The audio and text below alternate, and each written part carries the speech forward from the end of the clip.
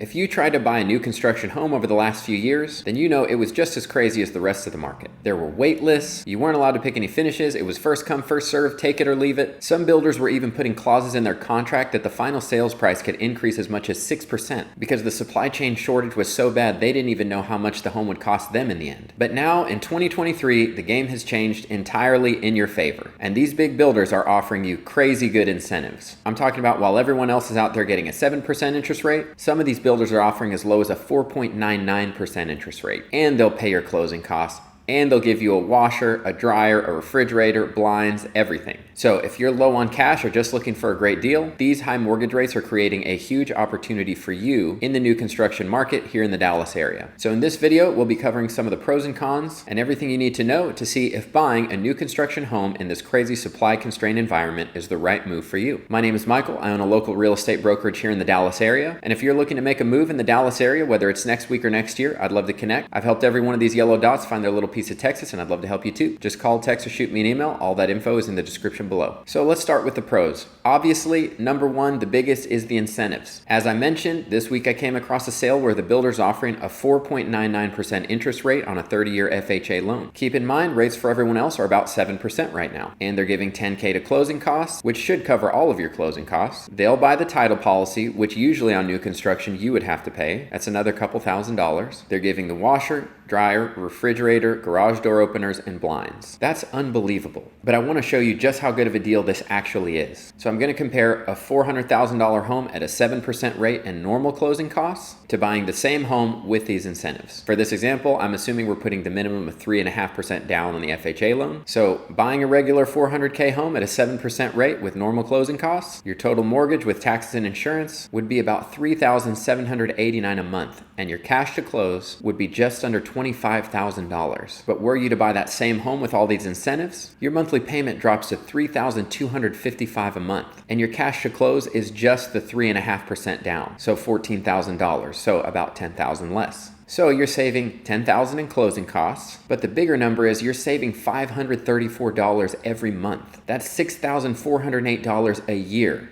That's a pretty nice vacation. And then of course, the fridge, the washer, the dryer, all of that, that's easily another $2,500 of value that you're getting for free. Now, I should also say these sales typically only last 2 to 4 weeks. Then they'll offer no incentives for a week or two, or sometimes they'll just extend that sale. And then after having no incentives for a week or two, they'll come out with a new incentive package that may be better, it may be worse. So if you're looking in an area with 10 different builders, all with constantly changing incentives, it can be a lot to keep up with, but you just call me, I'll do that work for you and find you the best deal. The next pro we have is that you may be able to pick your finishes once again, whereas you couldn't before. If you're looking at a larger semi-custom home, a lot of builders are offering anything between $25K to $75K in free upgrades from their design center. But if you're looking for a smaller home like $400K and under, if you're early enough in the process, you'll get to choose from, let's say, between 1 of 3 preset packages. However, you should know that the biggest incentives happen on homes that are closing the soonest. So if what you're doing is just going for the best deal, the biggest incentives, then it's likely that home is already going to be almost complete and you won't be able to change anything. The next big pro is the warranties. People love buying new construction because it comes with great warranties.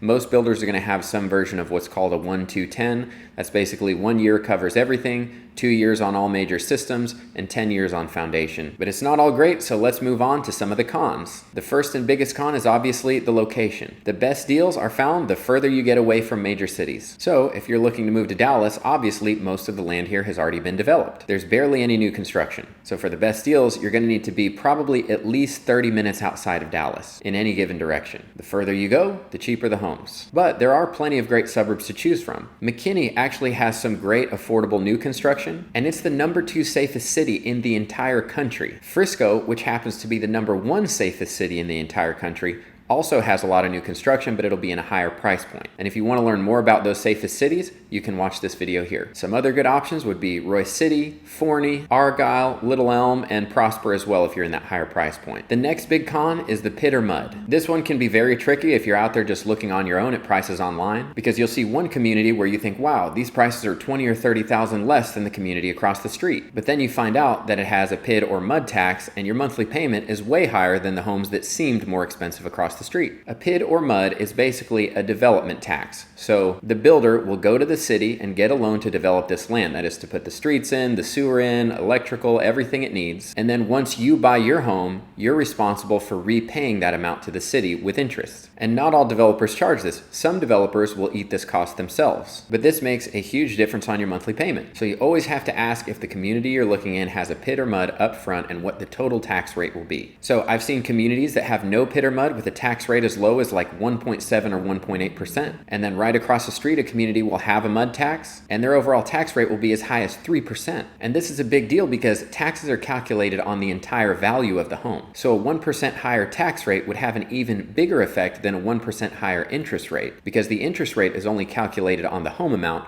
whereas the taxes are calculated on the entire home's value. Another sort of con that you need to be aware of is your resale value. If you're buying in a development that's going to take 10 years to complete, then your sales price is always going to be capped at whatever the builder is charging at that time. So if they're selling your exact same unit still 5 years down the road for $300K, then you're going to have to sell it for less than $300K. But fortunately, builders are always wanting to push prices up, so you don't have to worry too much about that. And typically, once a community is completed, prices do typically go up. The other tough part of resale will be, obviously, when you go to sell, it's likely there are going to be several homes just like yours on the market at the same time. So you'll have to find a way to differentiate your home from those others. And the quickest way to do that, obviously, is by offering a more attractive price. But what I recommend on homes like this is there are some simple updates you can do that will go a very long way in differentiating your home and adding value. Kitchen countertops.